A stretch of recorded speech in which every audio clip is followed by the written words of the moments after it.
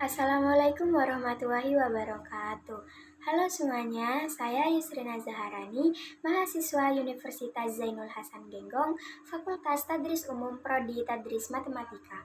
Pertama-tama, marilah kita panjatkan puja dan puji syukur kehadirat Allah Subhanahu wa Ta'ala yang telah memberikan saya kesempatan untuk menyusun tugas video kali ini.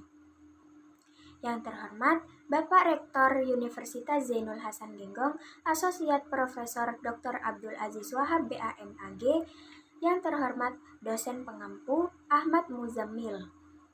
Pada kesempatan kali ini, saya akan menjelaskan tentang filsafat. Pernahkah kalian berpikir kenapa manusia ingin tahu segala hal tentang dirinya, tentang alam semesta, atau tentang kebenaran hal itu sendiri? Nah, dari rasa ingin tahu itulah muncullah yang dinamakan filsafat. Dalam video ini, saya akan menjelaskan 3 hal utama tentang filsafat. Yang pertama, pengertian filsafat. Yang kedua, ruang lingkup pembahasan filsafat. Dan yang ketiga, sejarah perkembangan filsafat dari masa ke masa. Baiklah, kita akan memasuki pembahasan yang pertama, yaitu pengertian filsafat. Filsafat menurut etimologis berasal dari kata Yunani, yaitu philosophia, gabungan dari kata philo yang artinya cinta dan sophia yang artinya kebijaksanaan, sehingga dapat dimaknai sebagai cinta kebijaksanaan. Filsafat menurut terminologis. Yang pertama, menurut Plato. Menurut Plato, filsafat adalah pengetahuan tentang segala sesuatu yang ada. Yang kedua, menurut Aristoteles. Menurut Aristoteles, filsafat adalah ilmu yang menelaah sebab-sebab serta prinsip pertama dan realitas. Yang ketiga, menurut Al-Farabi. Menurut Al-Farabi, filsafat adalah ilmu yang memahami hakikat sejauh yang dapat dijangkau. Pembahasan yang kedua yaitu ruang lingkup filsafat. Ruang lingkup filsafat sangatlah luas karena filsafat berusaha menjawab pertanyaan-pertanyaan mendasar tentang kehidupan manusia, alam semesta, serta segala sesuatu yang ada di dalamnya. Dorongan untuk mencari jawaban pertanyaan fundamental inilah lahirlah cabang-cabang filsafat. Cabang yang pertama yaitu metafisika. Metafisika adalah cabang filsafat yang mengkaji hakikat realitas dan eksistensi, baik yang dapat ditangkap oleh indera maupun abstrak. Contoh dari cabang metafisika adalah, apakah mimpi itu nyata atau ilusi? Apakah jiwa kita ada setelah mati? Cabang yang kedua yaitu epistemologi. Epistemologi merupakan cabang filsafat yang membicarakan hakikat pengetahuan. Ia menelaah asal-usul, struktur, metode, serta batas kemampuan manusia dalam memperoleh pengetahuan. Contohnya, bagaimana aku mengetahui bumi itu bulat? Dari pengalaman sendiri atau dari ilmu pengetahuan? Apakah hantu itu ada dari pengalaman sendiri atau ilmu pengetahuan? Cabang yang selanjutnya yaitu logika.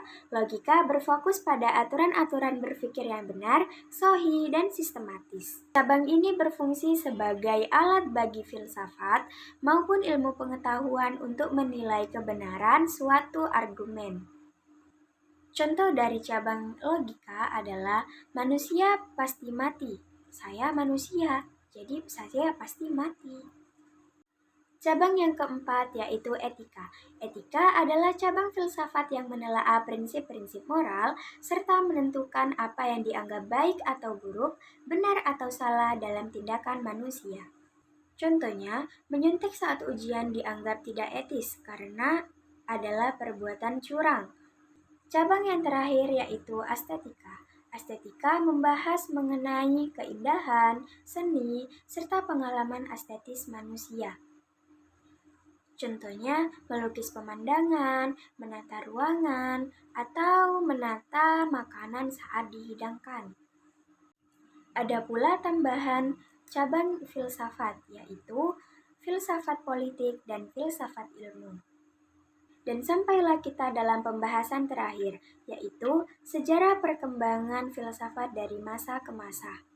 Periode yang pertama yaitu periode filsafat Yunani kuno dari tahun 600 sebelum Masehi sampai 400 sebelum Masehi.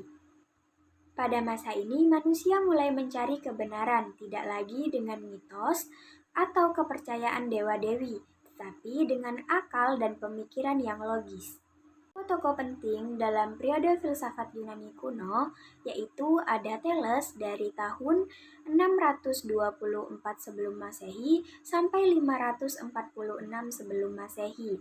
Selanjutnya ada Socrates dari tahun 469 sebelum Masehi sampai 399 sebelum Masehi.